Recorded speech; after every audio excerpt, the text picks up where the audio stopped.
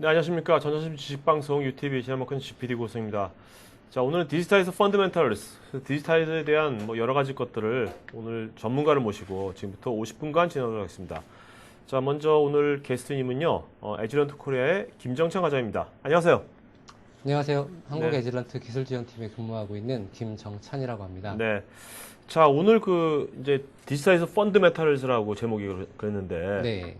디지타이즈 물론 아시는 분은 아시겠지만, 그래도 네. 간략하게 디지타이즈가 뭔지, 네. 그건 말씀 좀 해주시겠어요? 디지타이저는 간단히 말씀을 드리면 음. 여러분들께서 익숙하신 부분도 계시고 안 익숙하신 부분도 많으시겠지만 기본적으로는 정기적 시그널을 AD 컨버팅을 통해서 디스크리트한 분석 가능하고 처리 가능한 시그널로 변환해주는 장치를 디지타이저라고 일컬을 수 있습니다. 네.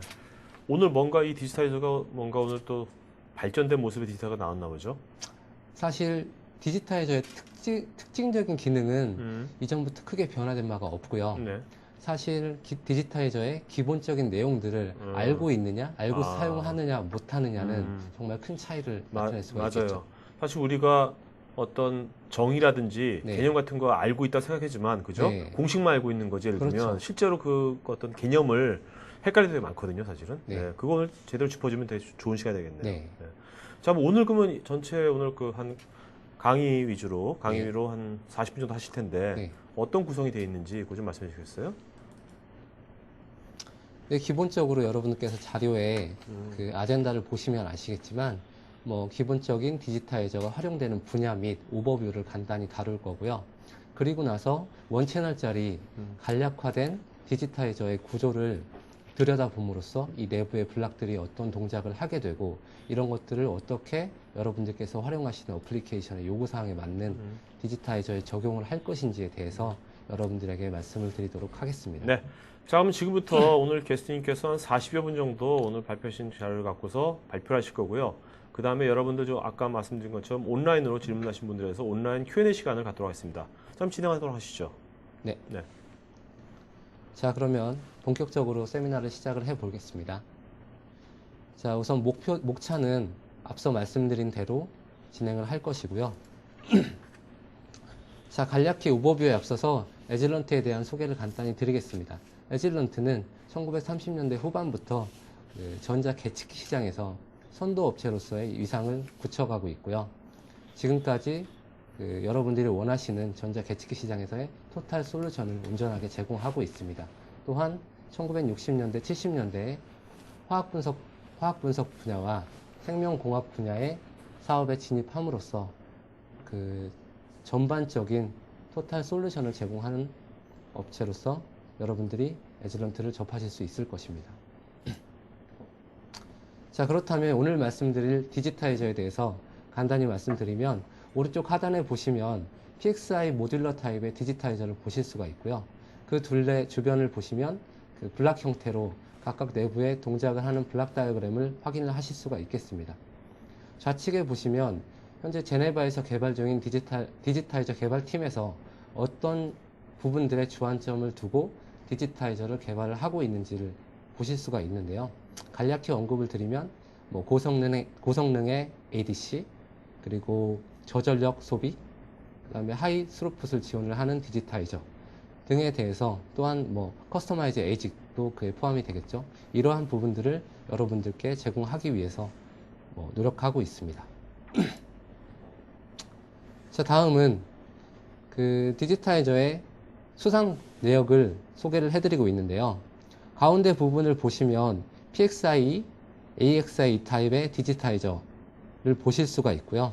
좌측 하단에 보시면 업계 최초의 벡터 시그널 어널라이저로 실제 다양한 분야에서 수상을 통해서 그 가치를 입증을 받고 있습니다. 자, 이제 간단한 소개를 마치고요. 디지타이저가 어떤 어플리케이션들에 적용이 될 수 있고 활용이 되고 있는지에 대해서 간단히 말씀을 드릴 건데, 크게 나누어서 OEM 분야, 그 다음에 피직스, 에어로스페이스 앤 디펜스, 와이어리스, 디지털 어플리케이션 등등 안 쓰이는 곳이 없을 만큼 범용적으로 사용되고 있는 것이 바로 디지타이저이고요. 하나하나 간단히 예를 들면 우선 OEM 분야에서는 데이터 스토리지나 반도체 또는 오토메이티드 테스트 이큐먼트 등의 인베디드 되거나 빌트인 돼서 여러분들께 디지타이징 솔루션을 제공을 하고 있고요. 실제로 레이더나 환경을 모니터링하고 측정을 할 수 있는 곳에도 두루두루 사용이 되고 있습니다. 다음 피직스 분야에서 좀 살펴보면 엑스레이즈 이미징을 통해서 분자를 분석하고 그다음에 입자 가속기 등에도 적용이 될 수가 있고요. 그다음에 핵 에너지 측면에서도 활용이 됨으로써 그 에너지의 임계치를 측정을 한다든지 이런 형태로 활용이 되고 있습니다. 죄송합니다. 다음은 에어로스페이스 앤 디펜스 분야에서는 여러분들 조금 더 익숙하실 것 같은데요. 일렉트릭 워페어의 시뮬레이션에 디지타이저가 활용이 되고 있고요. 그 다음에 레이더 분야에서 군용 장비 쪽에 다양하게 사용이 되고 있습니다. 따라서 무빙 타겟을 시뮬레이션을 한다거나 레이더 쪽에 인베디드 돼서 활용이 된다거나 이런 식으로 다양하게 적용이 되어 왔습니다. 다음으로는 와이어리스 애플리케이션인데요. 요즘 많이 사용을 하고 계시죠. LTE 어드밴스드나 와이드밴드 시그널을 캡처를 할 수 있는 분야 등에 또한 디지타이저가 안 쓰이는 것 같지만 다양하게 활용이 되고 있고요. DVT라고 하면 디자인 밸리데이션 테스트라고 해서 설계 검증 테스트에 세미컨덕터나 이런 와이어리스 커뮤니케이션 디바이스 등의 디자인을 검증하는 테스트 용도로 디지타이저가 많이 쓰이고 있습니다. 자, 이러한 디지타이저의 어떠한 밸류들이 중요하게 생각이 되고 있고 실제로 여러분들이 고려를 해야 될 것인지에 대해서 간단히 한 슬라이드로 표현을 해놨고요. 여러분들 앞전에 지금 제가 간단히 말씀드린 것들을 요약해드리면 기본적으로 디지타이저는 아날로그 신호를 디스크리트한 디지털 시그널로 변환을 해주는 장치로서 안 쓰이는 분야가 없습니다. 여러분들이 네트워크를 사용하시고 스펙트럼 어널라이저를 사용을 하신다고 해서 디지타이저를 안 쓰시는 것이 아니라 그 내부에 디지타이징을 하기 위한 하나의 모듈로서 디지타이저가 삽입이 되어 있는 거고요. 가장 널리 알고 계시는 오실로스코프 같은 경우는 이러한 디지타이저가 비주얼라이제이션이나 어널라이즈에 특화된 디지타이저의 한 일면에 포함되는 장비라고 생각을 하시면 되겠습니다. 자, 그럼 앞에서 다양한 어플리케이션 소개를 해드렸는데요. OEM에 해당하는 하나의 예를 봄으로써 어느 부분에 디지타이저가 들어가 있겠구나 라고 여러분들이 이 슬라이드를 통해서 예측을 하실 수 있을 것입니다. 그래서 우측 하단에 보시면 오리지널 오브젝티브와 실제로 스캐닝된 오브젝티브가 보여지고 있는데요. 실제로 이쪽 부분에 외부의 시그널을 리시버 단에서 일렉트리컬 시그널로 변환을 해준 상태에서 디지타이저가 이 시그널들을 아날로그 인풋이 되겠죠. 이 정기적인 아날로그 인풋 시그널을 디스크리트한 디지털 시그널로 변환을 해서 이 프로세서 쪽에 넘기거나 아니면은 온보드 프로세싱을 통해서 적절한 데이터로 변환을 해줄 수 있는 그런 역할로서 이러한 특정한 측정 시스템에 디지타이저가 빌트인 돼 있다라고 보시면 되겠습니다. 자, 여기까지 어플리케이션과 그 예를 들음으로써 아마 여러분께서는 어느 분야에 어떤 식으로 활용이 되겠구나 라는 정도의 인사이트를 가질 수가 있을 것이고요. 다음은 디지타이저는 그 활용 범위도 넓지만 하나의 이상적인 디지타이저를 가지고 여러 분야에 적용을 할 수 있는 개념이 아닙니다. 따라서 내가 필요로 하는 어플리케이션의 요구사항에 맞는 적절한 디지타이저를 선택하시는 것이 무엇보다도 중요하다고 할 수가 있겠고요. 이런 요구사항에 맞출 수 있도록 이런 다양한 좌측 하단에 보시다시피 다양한 모듈러 타입의 폼 팩터를 가지고 디지타이저가 출시가 되고 있습니다. 자, 에즐런트에서 2010년도 정도에 출시된 AXI 메인프레임에 대한 소개인데요. 간단히 짚고 넘어가자면 실제로 2슬롯, 그다음에 5슬롯, 그다음에 14개 슬롯을 가지고 있는 메인프레임을 가지고 여기에 모듈러 형태로 디지타이저가 꼽히는, 그래서 슬롯을 확장함으로써 채널 개수를 여러 개로 늘린다든지 아니면 스루풋 용량을 크게 해서 멀티 채널 캡처를 가능하게 한다든지 이런 형태로 적용을 하실 수가 있습니다. 자, 이거는 여러분들이 실제로 저희의 디지타이저를 포함하여 프로토콜 어널라이저나 다른 모듈러 형태의 에즐런트 장비를 사용하실 때 어떠한 인프라스트럭처를 가지고 이것들을 활용하시게 될 것인지에 대한 슬라이드고요. 실제로 이런 장비를 활용을 하시는 분도 지금 듣고 계신 청취자분들 중에는 계실 것 같습니다.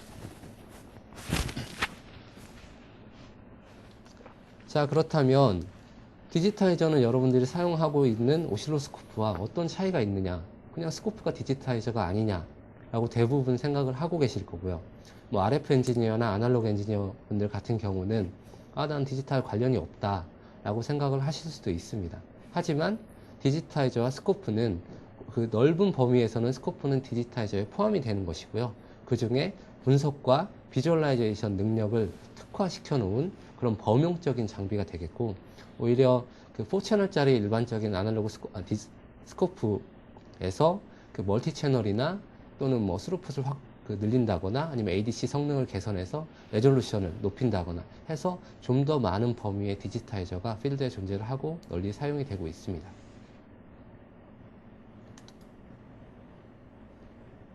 자, 그 인트로덕션 오버뷰 마지막 슬라이드인데요.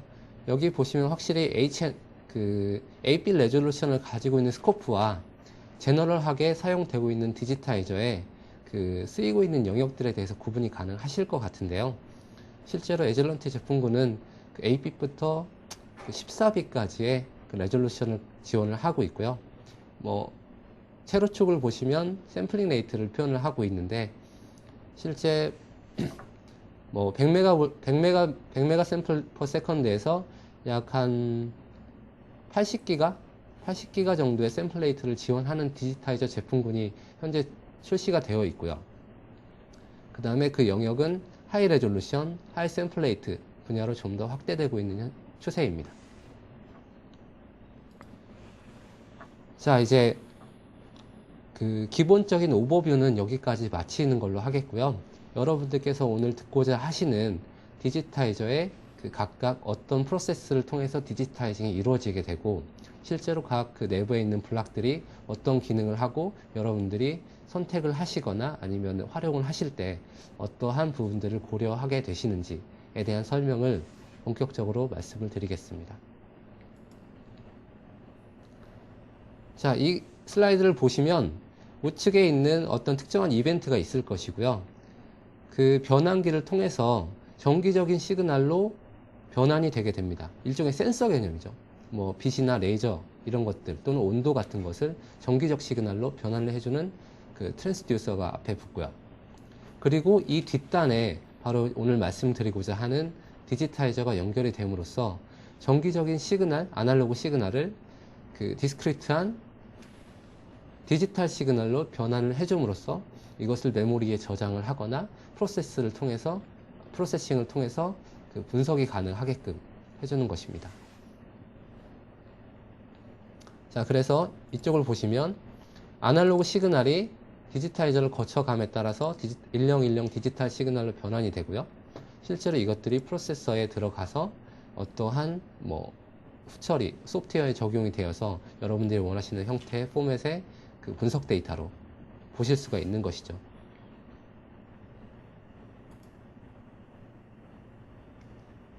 자, 여기를 좀 뭐 중요하게 보시면 될 것 같은데요.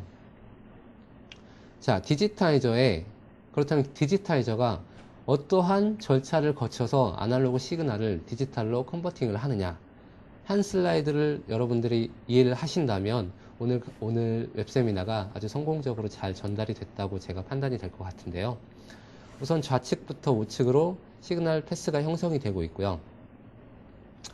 그 앞단의 트랜스듀서를 통해서 인풋 정기적 시그널이 프론트엔드 앰플리파이어 쪽으로 전달이 되겠고, 이 앰플을 통해서 ADC로 시그널이 전달이 되고 ADC를 통해서 디지타이징이 이루어지게 됩니다. 이렇게 디스크리트한 디지털 시그널을 그 FPGA 등을 이용해서 온보드 프로세싱을 거침으로써 뭐 처리 속도나 아니면 필요한 데이터를 그 하드웨어적으로 빠른 속도로 처리를 할 수 있는 케이스가 있고요. 이러한 데이터들이 아래를 잠깐 보시죠. 트리거가 적용이 되어서 쭉 ADC를 통해서 변환된 시그널 중에 내가 어떠한 이벤트, 어떠한 조건에서의 시그널을 보고 싶다라는 그 조건을 세팅을 함으로써 한정적인 그 메모리 리소스나 내부적인 리소스를 적절하게 활용을 하실 수가 있습니다. 따라서 이렇게 트리거링 되어서 수집된 데이터는 그 메모리 쪽으로 저장이 되거나 또는 다음 장에 보시면 자, 호스트 PC 쪽으로 전달이 되어서 이 데이터들이 위쪽에 보시는 분석 툴들을 이용해 적절한 형태로 그 가공이 되게 됩니다. 이 과정만 이해를 하시면 실제로 디지타이저에 대해서는 전반적인 지식을 갖고 계시다고 생각을 하시면 될 것 같고요. 앞전 슬라이드에서 보여드린 내용에 대해서는 좀 더 그 디테일한 설명이 필요하다고 할 수가 있겠습니다. 자, 그러면 본격적으로 프론트엔드 앰플리파이어에 대해서 어떠한 스펙을 가지고 있고 어떠한 특징을 여러분들이 고려를 하셔야 되는지 좀 디테일하게 살펴보도록 하겠습니다. 자, 배너 스펙 보이시죠? 이 부분에서 실제로 여러분들께서 중점적으로 보셔야 될 부분들이 이렇게 빨간색 서두로 표현이 되어 있습니다. 프론트엔드 앰플리파이어는 정기적 시그널을 디지타이저의 가장 앞단에서 어떠한 주파수 성분들을 어떠한 그 볼테지 도메인 내에서 그 레인지 내에서 받아들일 건지를 결정하는 가장 최앞단의 그 컴포넌트가 되겠고요. 배너 스펙을 좀 살펴보자면 옵셋 레인지와 풀스케일 레인지를 통해서 볼테지 영역에 대한 스펙을 규정을 하게 되겠고, 그 다음에 DUT의 그 아웃풋 임피던스에 따라서 실제로 인풋 임피던스를 어떻게 가져갈 것인지, 또한 뭐 DC 커플링이나 AC 커플링을 적절하게 활용을 할 수가 있겠죠. 또한 가장 중요한 앰플리파이어의 가장 중요한 스펙인 3dB 감쇄 밴드위스가 그 프론트엔드 앰플리파이어 쪽에서는 가장 중점적으로 봐야 될 부분이십니다. 옵셔널하게 이렇게 밴드위스 리밋 필터가 적용이 될 수도 있고요. 그 다음에 주파수 응답 특성, 이 3dB 밴드위스를 가진 필터가 얼마나 온전한 주파수 응답 플랫니스를 가지고 있는지가 또 가장 중요한 팩터 중에 하나라고 보시면 되겠습니다. 자, 그러면 하나하나 좀 살펴보겠습니다. 중앙에 보시면 그 풀스케일 레인저 옵셋 볼테지를 표현을 하고 있는데요. 두 개의 사인 웨이브를 보시면 아시겠지만 실제로 1V 풀스케일의 도메인상에 표현이 되고 있는 사인 웨이브는 적절하게 이 프론트엔드 앰플리파이어가 지원하고 있는 레졸루션을 제대로 활용하고 있지 못한 상황입니다. 0V 옵셋을 기준으로 해서 풀스케일이 1V로 배치가 되어 있지만 사인 웨이브가 총 세로 10칸 중에 한 60% 정도만 활용을 하고 있기 때문에 해상도 측면에서 그 에러율 측면에서 손해를 보고 있다라고 말씀을 드릴 수가 있겠습니다. 따라서 적절한 스케일링과 적절한 옵셋을 활용을 해서 그 프론트엔드를 측정을 하시는 게 중요하시고요. 그 다음 배너 스펙의 다음 내용으로는 인풋 임피던스와 그다음에 커플링에 대해서 말씀을 드릴 수가 있겠는데 너무 익숙하시니까 뭐 간단히 말씀드리면, 예를 들면 RF 인풋 시그널을 50ohm으로 DUT 아웃풋이 50ohm이고 RF 인풋 시그널을 그 케이블을 통해서 바로 디지타이저에 물릴 경우는 당연히 50ohm 매칭을 통해서 인풋 임피던스 50ohm 매칭을 통해서 직접적으로 시그널 로스 없이 전달을 할 수가 있겠고요. 그 다음에 게이트 인풋과 같이 하이 임피던스를 직접 프로빙이나 뭐 다이렉트로 측정을 하셔야 되는 상황이라면 1메가옴 임피던스를 사용을 해서 로드를 최소화해서 측정을 하셔야 되겠습니다. 또한 커플링 같은 경우 DC 커플링, 옵셋과 AC 성분을 그대로 전달을 해주죠. 하지만 앞에 DC 블락 등을 적용을 해서 AC 커플링을 한다면 그 불필요한 옵셋을 제거하고 충분히 인풋 다이나믹 레인지 안에서 볼티지 스윙을 통해서 프론트엔드 앰플리파이어의 적절한 시그널을 전달을 할 수가 있을 것입니다.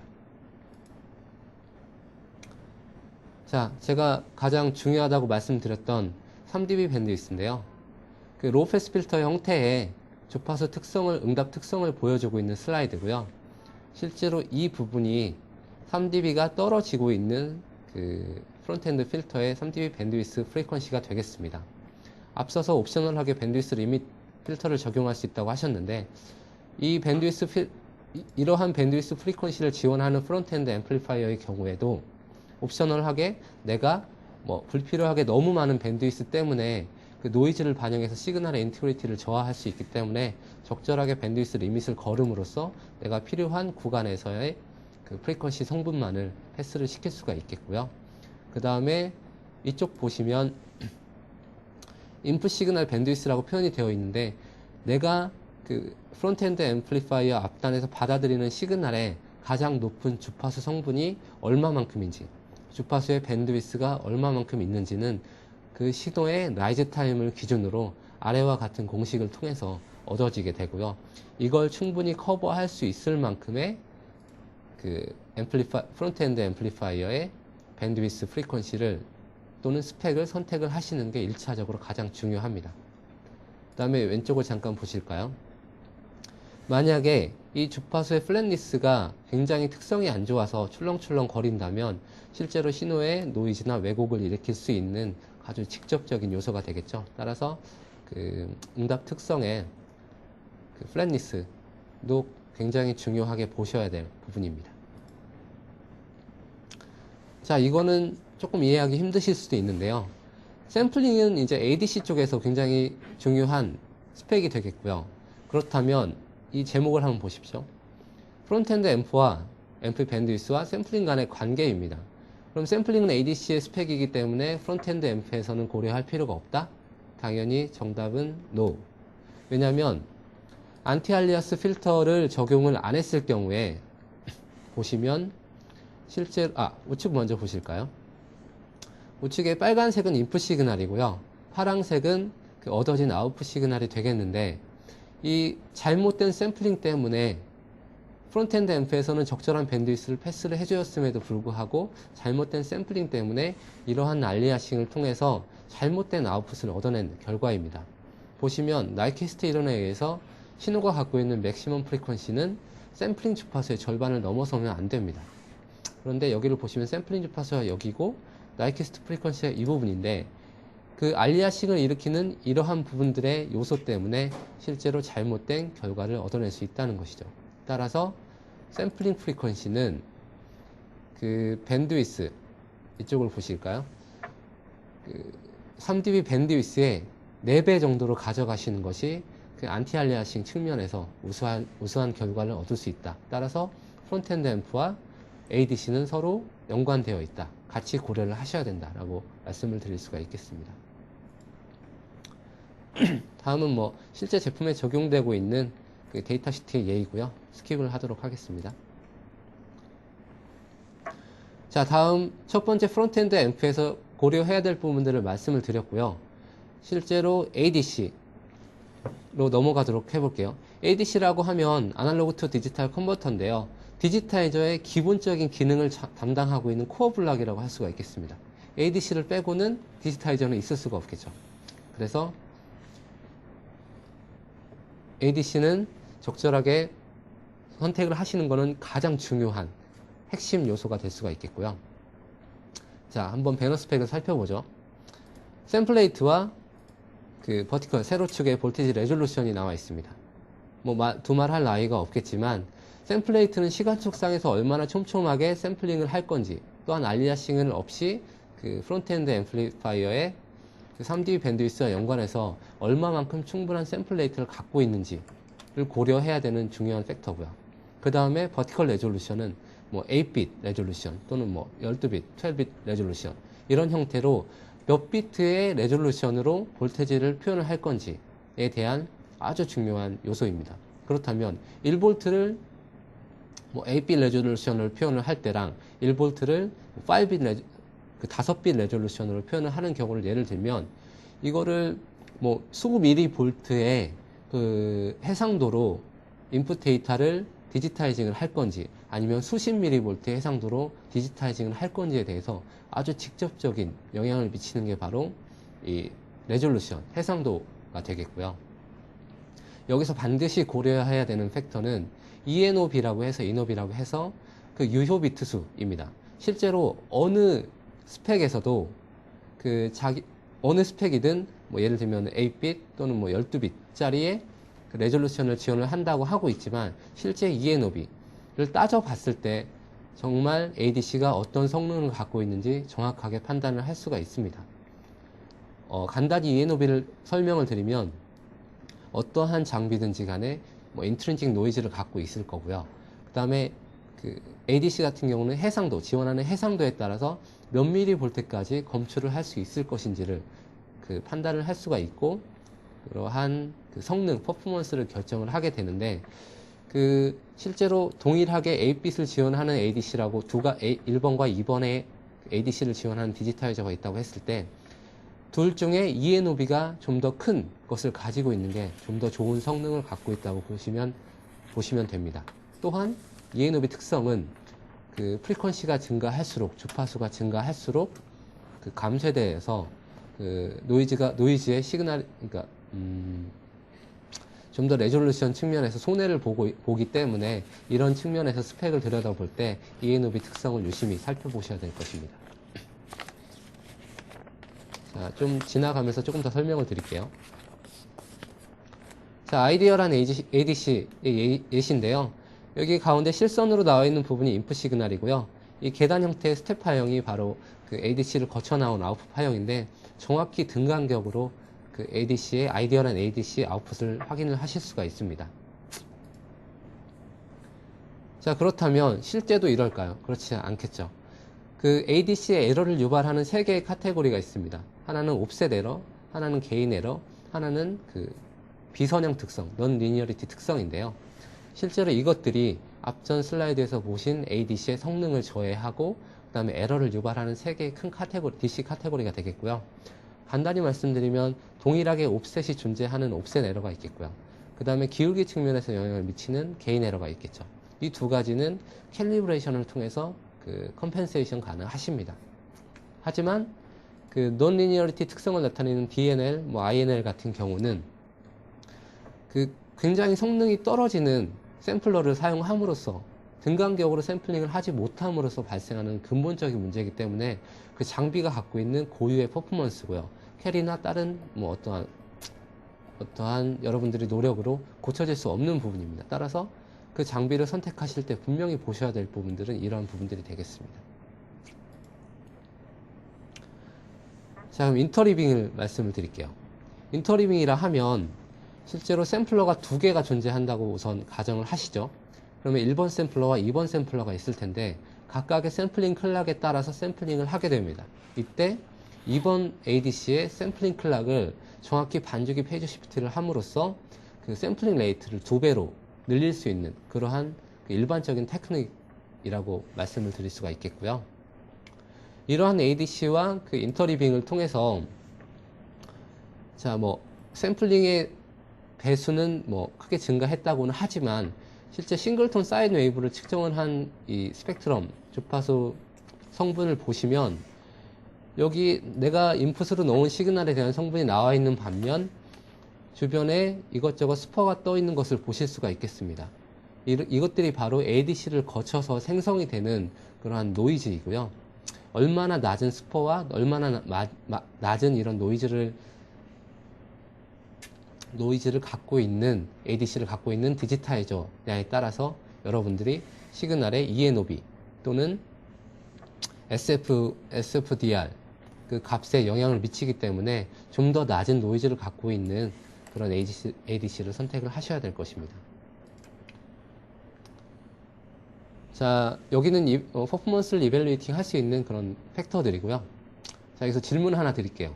너무 심심하시고 지루하실 것 같은데 제가 아까 말씀드렸던 ADC의 DC의 에러 카테고리는 3개를 말씀을 드렸는데요.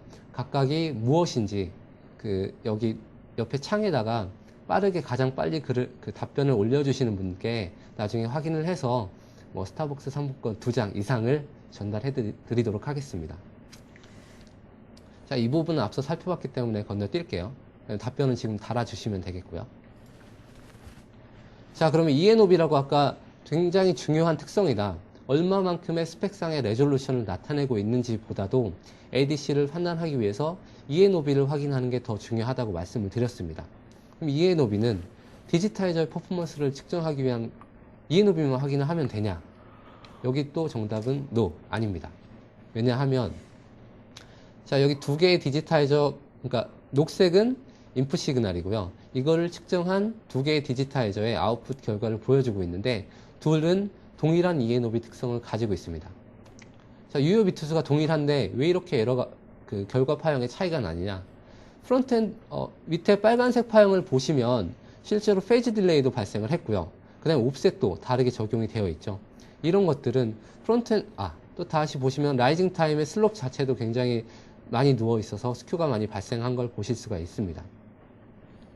이런 것들을 보시면 실제로 프론트엔드 앰플리파이어 단에서의 그 3dB 밴드위스나 그 다음에 그 주파수 응답의 평탄한 특성, 플랫리스 특성과 또 ADC의 ENOB나 아니면 기타 ADC가 얼마나 적절하게 샘플링을 하고 있는지 이러한 그 스펙들을 모두 다 고려하셔야지만이 온전한 디지타이저를 가지고 온전한 테스트 결과를 얻으실 수 있다 라고 말씀을 드릴 수가 있을 것 같습니다. 자, 다음은 그 ENOB A인데요. 우측에 잘 보이시지는 않을 것 같은데 실제로 싱글톤의 사인 웨이브를 집어넣었을 때 디지타이징을 통해서 ADC를 거쳐서 이러한 그 하모닉 성분들, 스퍼들이 발생을 했고요. 실제로 이런 것들을 고려를 하지 않았을 때 ENOB는 약 2빛, 그러니까 여기서 여기까지를 구분할 수 있는 게 2빛밖에 안 되는 거죠. 이 상태에서 이 하모닉을 제외를 하고 이 아랫단까지를 그 ENOB를 확인을 하면 약 9빛 정도로 그 레졸루션 특성이 월등히 좋아진 걸 볼 수가 있겠는데요. 따라서 ADC의 성능이 이런 스퍼를 얼마만큼 일으키는지에 대한 얼마나 푸어한 ADC를 얼마나 깨끗한 ADC를 선택하느냐에 따라서 그 실제 표현에는 스펙상의 해상도와 내가 직접 표현할 수 있는 해상도 간의 차이가 발생을 하게 됩니다. 자, 그렇다면 중요한 프론트엔드 앰프와 그리고 ADC에 대해서 다뤘으니까 거의 절반 이상, 거의 70%는 다 알고 계시다고 생각이 들고요. 다음은 FPGA와 클락과 트리거, 메모리를 간단히 말씀을 드리고 구조에 대해서 마무리를 하겠습니다. FPGA는 실제로 시그널의 ADC까지 거쳐서 디스크리트한 디지털 시그널이 얻어졌을 건데요. 이것들을 어떻게 효율적으로 내가 원하는 형태로 온보드 프로세싱을 할 것인지에 대한 시스템 레벨에서 고려하셔야 되는 부분이라서 실제 여러분들께서는 고려를 안 하시거나 사용을 안 하실 수도 있습니다.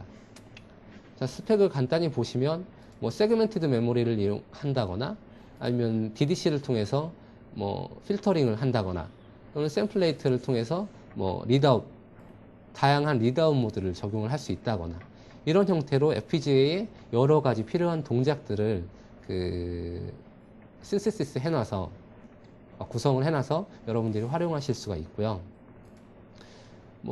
말씀을 드렸듯이 디지털 다운 컨버터 같은 경우는 이런 형태로 네로밴드 패스 필터를 적용을 해서 내가 원하는 이런 시그널 성분만을 추출을 함으로써 내가 불필요한 노이즈 성분들을 제거를 할 수 있는 형태고요.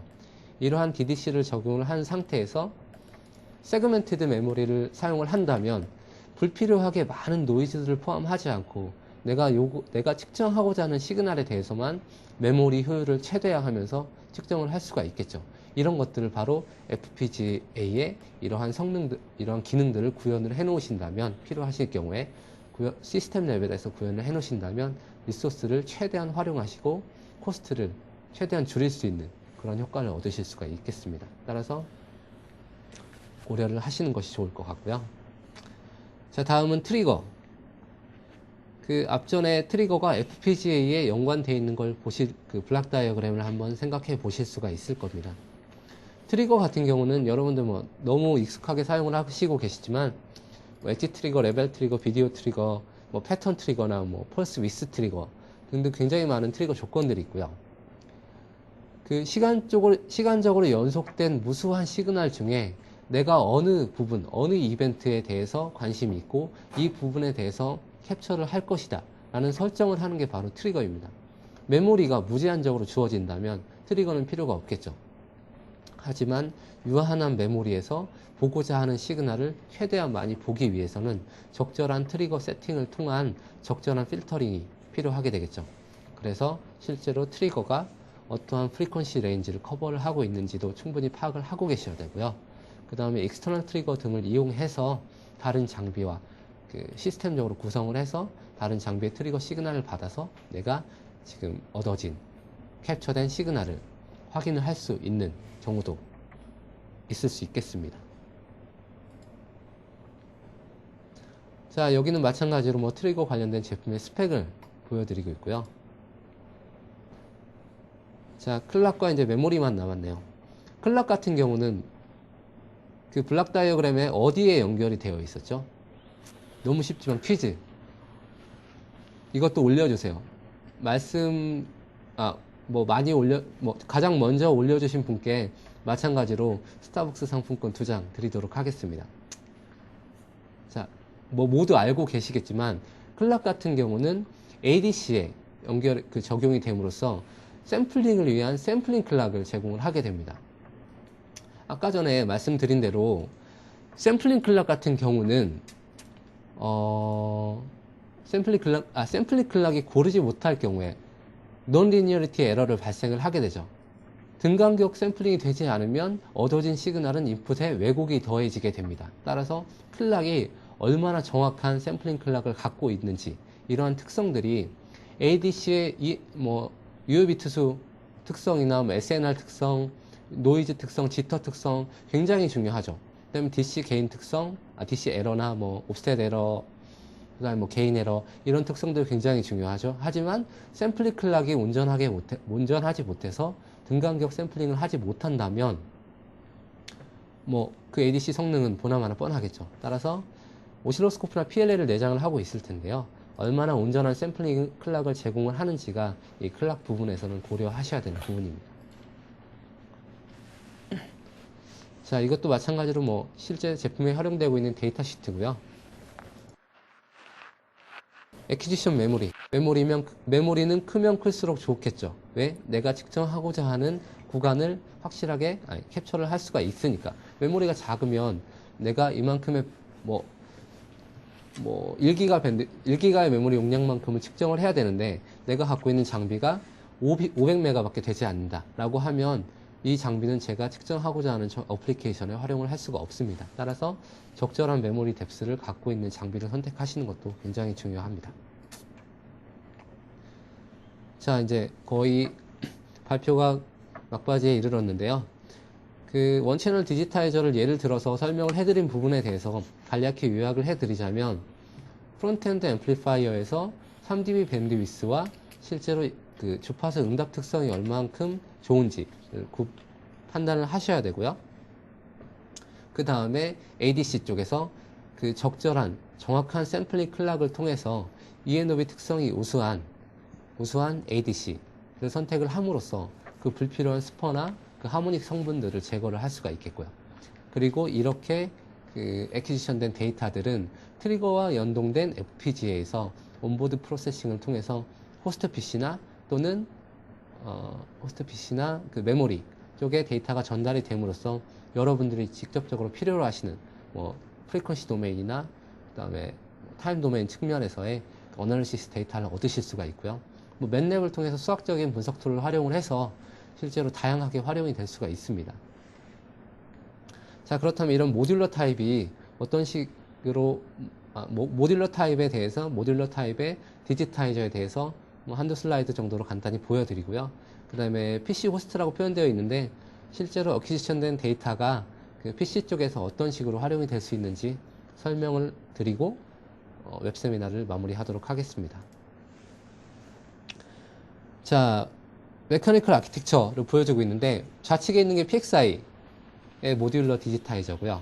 우측에 있는 게 아까 말씀드린 그 AXI 프레임에 적용될 수 있는 그 모듈러 형태의 디지타이저입니다. 굉장히 사이즈도 크긴 하지만 실제 채널 수도 굉장히 많고요.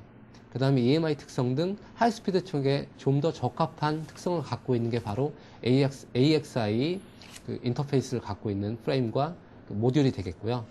그 좌측에 보시면 온보드 채널 넘버가 나와 있는데 실제로 전력 소모도 AXI가 큰 것이 사실입니다. 하지만 적절한 용도에 맞는 AXI 같은 경우는 아까 14개의 슬롯을 갖고 있는 메인 프레임에 이런 AXI 디지타이저 슬롯을 10개를 꼽는다라고 하면 뭐 80개 채널까지 확장을 할 수가 있겠죠. 또는 그 이상으로. 그렇기 때문에 이런 PXI로 사용을 하지 못하는 그런 멀티 채널 또는 하이 스루풋을 요구하는 어플리케이션에 매우 적합한 솔루션이 되겠고요. 이 둘 간의 차이는 어디 쓰이느냐, 쓰이는 뭐 청취하시는 분들의 해당 어플리케이션에 따라서 결정을 하시고 활용을 하시게 됩니다. 자, 마지막이죠. 이렇게 애퀴지션 되고 캡처된 데이터, 이벤트나 데이터들이 어떤 식으로 활용이 될 건지. 자, 좌측에 있는 디지타이저부터 캡처된 데이터는 우측에 보시면 뭐 VE나 맨랩, 그 다음에 랩뷰 또는 뭐 엑셀 등의 파일 형태로 이제 그 형태로 죄송합니다. 이런 것들을 통해서 오토메이션 플랫폼을 구성을 하게 되고요. 따라서 이러한 얻어진 데이터들을 또는 이러한 장비를 컨트롤해서 어떠한 데이터를 얻을 건지 이런 이 아래쪽 부분에서 컨트롤해서 그 얻어진 디지털 데이터들은 프리퀀시 도메인과 타임 도메인 또는 맨랩 등의 소프트웨어 툴을 이용해서 어널라이즈를 하게 됩니다. 여기서 말씀드리고 싶은 것 중에 하나가 커맨드 엑스퍼트라는 에즐런트의 고유의 툴인데 여러분들께서는 맨랩이나 뭐 에큐리스 등은 그 어널라이저 소프트웨어이기 때문에 굳이 설명을 안 드리고 넘어가겠습니다. 커맨드 엑스퍼트란 툴은 실제로 PC 기반에서 장비들을 컨트롤할 때 리모트 컨트롤을 좀 더 용이하게 해주는 여러분들의 헬퍼 툴이라고 보시면 되겠습니다. 따라서 디지타이저만 적용되는 게 아니라 스키피를 통해서 컨트롤되는 모든 인스트루먼트들은 이 커맨드 엑스퍼트를 통해서 굉장히 간편하게 컨트롤 하실 수가 있겠고요. 보시면 UI를 보시면 좌측에 이쪽을 보시면 내가 연결되어 있는 장비를 찾게 되고 링크 커넥션을 하게 됩니다. 이쪽에 보시면 해당 장비가 지원하게 되는 커맨드가 나오고요. 여기는 해당 커맨드에 대한 설명, 신텍스와 설명이 나옵니다. 그래서 예를 들면은 1번 채널을 턴온 하겠다. 그럼 여기서 스키피 커맨드 선택하시고 1번이라는 파라미터만 넣으시면 더 이상 제가 타이핑을 하거나 굳이 매뉴얼을 찾아보실 필요가 없이 아래쪽에 시퀀스에 그 에딩이 되게 됩니다. 따라서 제가 적절한 시퀀스로 여기서 장비나 그 주변 시스템을 컨트롤해서 그 시퀀스를 짜게 되고요.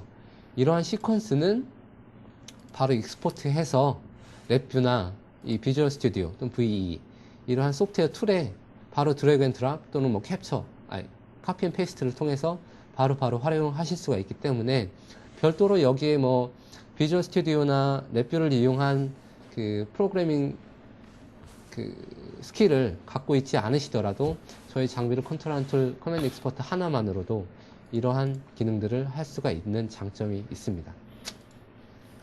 랩뷰의 예제인데요.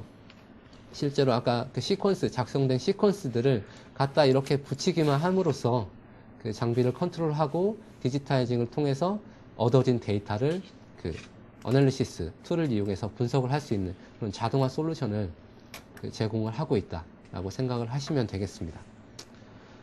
자, 오랜 시간 동안 들어주셨는데요. 실제로 제가 전달 드릴 내용은 전부 다 말씀을 드린 것 같고, 기본적인 잠깐 서머리를 해드리고 마무리를 하자면, 디지타이저, 정기적인 아날로그 인풋 시그널을 디스크리트한 디지털 시그널로 변환을 해주는 장치. 이것은 스코프뿐만 아니라 그 모든 전반적인 측정 솔루션에 사용이 되고 있고요. 이것이 활용될 수 있는 어플리케이션은 인트로덕션 쪽에서 다루어 드렸습니다. 간단히 뭐 OEM에서 빌트인, 인베디드에서 시스템 내에 들어갈 수도 있고, 그 다음에 에어로스페이스 앤 디펜스, 피직스, 뭐 와이어리스, 디지털, 뭐 분야를 가리지 않고 널리 사용이 되고 있는 상황이고, 또한 이러한 디지타이저의 세부적인 블락을 통해서 어떠한 구조로 디지타이징이 이루어지게 되고 어떠한 파라미터, 어떠한 스펙들을 내가 고려를 해야 되고 장비를 선택할 때 감안을 하셔야 되는지, 또한 스펙상에 나와 있는 뭐 레졸루션, AP 레졸루션을 지원을 한다. 하지만 실제로는 프리퀀시별로 ENOB 특성을 인옵 특성을 따져 봐야만이 실제 이 장비가 그 장비의 퍼포먼스를 판단을 할 수 있다 등의 그 스펙을 볼 수 있는 눈과 그다음에 구조를, 그다음에 기능들을 확인할 수 있는 그런 인사이트를 여러분들께 전달해 드렸습니다. 그리고 나서 소프트웨어 어널리시스 툴을 이용해서 이런 애퀴지션된 데이터를 어떻게 활용을 할 건지, 또한 그 간단히 소개해드린 에즐런트 커맨드 엑스퍼트를 통해서 리모트 컨트롤 오토메이션을 어떻게 할 수가 있는지에 대해서 설명하는 곳으로 제가 오늘 전달해드릴 강의 웹세미나를 마치도록 하겠습니다. 자, 그러면 이제 Q&A 시간 갖도록 하겠습니다, 여러분들. 그동안 이제 하시면서 그다음에 아까 퀴즈 2개 내셨잖아요. 네. 지금 퀴즈 정답자 좀 말씀해 주시고 보시고요. 아, 지금요? 네네. 지금 말씀. 어느 분이 먼저 올렸는지를. 여기 나오잖아요. 순서대로 나오니까. 네. 저희 첫 번째 퀴즈는 정답이거든요. 첫 번째 정답은 네. 실제로 옵셋 에러, 게인 에러, non-linearity 에러. 이분 되게 자세히 올려주셨네요. 성웅용님. 네. 네. 위에 한번 봐주시겠어요? 없어요. 아. 네. 네, 당연히 네. 이분께 스타벅스 상품권 3장을 드릴까요? 아니요. 아, 마음대로 하세요. 원래 하나씩 네. 드리는 건데. 네. 2장 드리죠, 2장 그러면. 네네. 자, 성웅용님, 저희 스태프한테 이메일하고 주소하고 핸드폰 번호 보내시면 저희가 스타벅스 기프트콘 2개 보내드리겠습니다. 원래는 하나씩 드리는 건데. 네. 네네. 성웅용님 2개 드리겠고요. 제가 그 다음에, 네. 두 번째 퀴즈. 네. 두 번째 퀴즈는. 너무 쉬워서 뭐 여러분들께서. 자, ADC, 여기, 네. 서소영님으로 하죠. 네, 그렇게 하시죠. 자, 서소영님 ADC 맞죠? 네, 맞습니다. 서소영님 두 번째 퀴즈도 서소영님. 스타벅스 상품권 2장. 네, 2장. 네. 성룡님, 서소영님 퀴즈 맞추셔서 이 두 분은 스태프한테 이메일하고 주소하고 그다음에 핸드폰 번호 보내시면 저희가 스타벅스 기프트콘 2매씩 보내드리도록 하겠습니다. 자, 그러면 제가 지금 온 질문도 있지만 저도 질문 한두 개 드릴게요. 그 아까 말씀하실 때 모듈러 타입의 다양한 플랫폼이 존재한다고 하셨는데 네. 일반적으로 어떤 분야에 그것이 적용되는지 좀 말씀해 주시겠어요? 모듈러 타입 형태로 대부분, 그러니까 원박스 형태로 적용이 되고요. 네. 아까 말씀드렸던 OEM 음. 분야는 뭐 스토리지뿐만 아니라 레이더에도 당연히 OEM이 들어갈 수 있고요. 아까 네. 인바이러먼트를 측정하는 분야에도 당연히 OEM 해서, 그러니까 디지타이저가 단품으로 쓰이는 개념이 아니라 네네. 그 나중에 인티그레이션된 포맷의 시스템은 다 다른 형태예요. 측정하고자 하는 어플리케이션 커스터마이즈 돼 있어서. 네. 그에 따른 FPGA도 따로 적용이 되어서 온보드 프로세싱도 각각 원하는 어플리케이션별로 다르게 적용이 될 수가 있고요.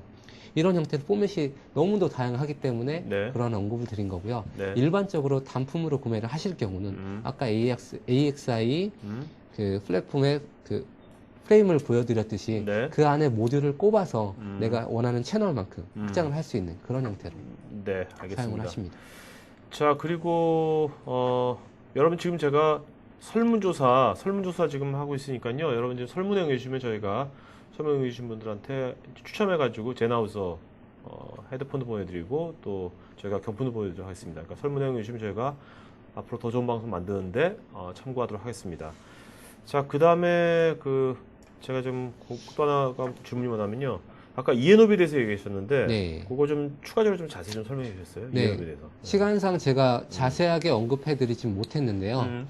그러니까 해석을 하자면 유효 비트 수입니다. Effective Number of Bits인데 실제로 제가 레졸루션을 뭐 8빗 레졸루션을 지원하고 있다고 하더라도 내가 그러니까 일반적인 예를 들어서 자동차의 기본적인 RPM 있죠. 네. 그러면 제가 운행을 하지 않고 시동만 걸어놔도 기본적으로 1000rpm 정도는 그렇죠. 유지를 하게 됩니다. 그렇죠. 이 상태가 바로 그 ENOB 특성이라고 보시면 될 것 같은데요. 여기에 제가 측정하고자 하는 시그널이 올라가는 거예요. 제가 엑셀레이터를 밟으면 네네. 그만큼의 반응을 보이겠죠. 그렇다면 이 노이즈 플로어나 또는 이런 기본적인 디폴트 노이즈 밑으로 묻혀버리는 현상이나 시그널, 그 밑으로 발생하는 레졸루션, 히스테리시스로 표현할 수도 있겠는데, 네. 이런 부분들은 측정을 할 수가 없는 거죠. 네. 그런데 ENOB 특성 중에 또 중요한 게, 주파수가 올라가면 올라갈수록, 주파수가 커지면 커질수록, 포함할 수 있는 노이즈는 더 많아지게 되죠. 네. 그러면은 노이즈 레벨이 올라갈 것이고, 그 다음에 레졸루션이 처음에는 저주파에서는 8빗을 다 표현하고 있다고 하더라도, 올라가면 5빗, 5빗, 이런 식으로 떨어질 수밖에, 고주파로 올라갈수록 ENOB 특성은 떨어질 수밖에 없는 그런 특징을 갖고 있습니다. 그러면 일반적인 디지타이저에서는 기본적인 배너 스펙으로 몇 빗 레졸루션을 지원을 한다라고 표현을 하고 있죠. 네네. 하지만 정작 보셔야 될 것은 ENOB 특성, 그것도 주파수에 따른 이런 것들을 확인을 하셔야 되는 것이죠. 네. 자, 그 다음에 지금 질문들 하신 분들이 있는데 답변 좀 네. 뭐 주시죠. 시간이 어떻게 네네. 허락이 되는지 모르겠는데 네네네. 간단히 뭐 한두 개 정도만 제가 네네. 좀 답변을 좀 드릴게요.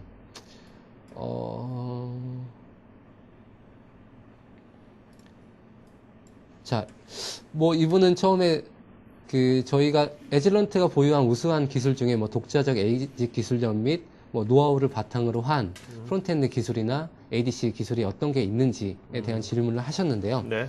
약간 포괄적이긴 하나 저 에즐런트에 대해서 조금 말씀을 드릴 수 있을 것 같아서 이 질문에 대한 답변을 먼저 드릴게요.